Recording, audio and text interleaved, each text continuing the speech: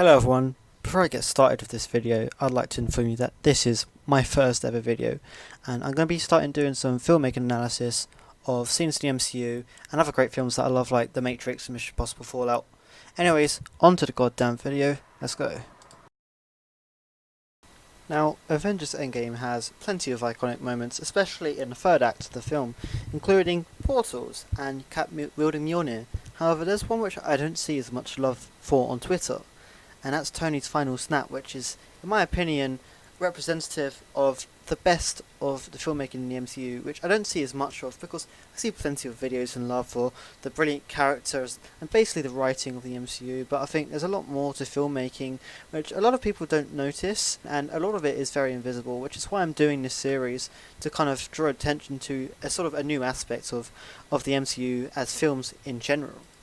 So we start this breakdown with Thanos blasting Carol away, and it's an extreme wide shot, resetting the pacing because the shots before this during the fight were mainly medium, a few wide shots and tons of close-ups. And the sort of wide shot also establishes that Thanos is indeed alone and there's nothing that people can do to stop him. He's about to snap. And so the score changes from bombastic to a sort of a suspenseful violin in the background, and it's quite quiet. And we have a medium shot of Tony Stark as he looks facing screen left. He's on the right of the screen because it's at the end of his journey. He's not making progress. Protagonists usually look right to show that they make progress, but Tony Stark's made his progress. He's at the end of his massive journey. And then we cut to a close-up of Doctor Strange. Benedict Cumberbatch's incredible performance.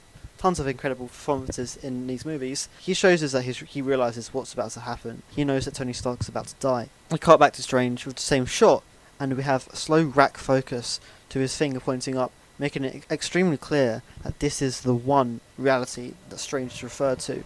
I love a rack focus. It's a really natural and not very obvious way of drawing attention to things.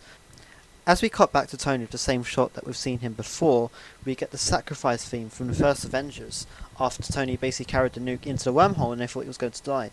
And we get the same shot of Stark establishing an intimate moment between the two, and is very good visual language that Doctor Strange and Tony Stark are looking at one another. And of course RDJ's incredible performance again shows that he also realises what's about to happen. And so while this happens, we get a medium close-up shot of Thanos reinserting the Power Stone just to kind of increase tension, and we get a medium shot of Thanos struggling with the power of the stones, and the camera does an interesting move, and this is an orbit. The camera orbits around him, right to left, and the camera's centered on the gauntlet that he has. It looks up at him, showing the power dynamic. Looking up at a character is very common visual language, showing that this character that you're looking up at has the advantage in this scene. And at the last few frames of this shot, Tony's arms grab the gauntlet. We see his arms grab the gauntlet. Now, I have no clue really what the function of the orbit is instead of a pan or just a still shot. I guess the orbit's quite interesting, and they thought they might just put that in there because, you know, CG, they can do it. And I think sort of the movement sort of increases tensions and sort of moves things back up again, since we've had tons of still shots. Anyways, we go back to a wide shot of the action as Tony's grabbing the stones. Then we get a close-up of Tony's face, just to show that he's determined to get the stones. And then we go back to wide for more action, because action is best done in wides, no matter what the Taken series want to say. And then we get a bird eye view shot, showing Thanos strike Tony away out of the frame, back to the right, reinforcing the idea that Thanos is about to snap unhindered, as he's now alone on the frame and Tony basically goes out of the frame. And then we're struck with a beautiful wide that has sunset sort of on the left with Thanos in sort of the centre of the frame as he's about to snap. And if you look closely, you can also see Tony lying helplessly on the right. But that's one of the things that you don't notice until maybe your fifth time watching it.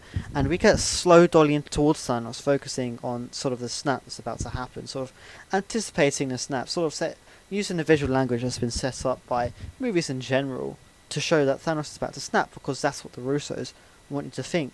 And so we get a medium close-up and to sort of establish a connection with him and the gauntlet again showing that he's about to snap. Everything's showing that it's about to snap, and I genuinely believed for a second that he was about to snap, even though I knew this wasn't going to happen, because it was the end of the franchise. And I think the medium shot's also sort of appropriate for a dialogue, as he says, "I am inevitable." And while this happens, the music climaxes as he snaps, but nothing happens, and there's silence. I really love that they have no music for this section. So the shot lingers, and it's also handheld, which the Russos do a lot, even with CG, which I love. and sort of the handheld nature reinforces Thanos' confusion. And because they didn't have much handheld during the previous battles, this sort of shows that things have changed and that basically the battles is finished. But the handheld also shows the confusion and loss of control over the situation that Thanos is about to experience.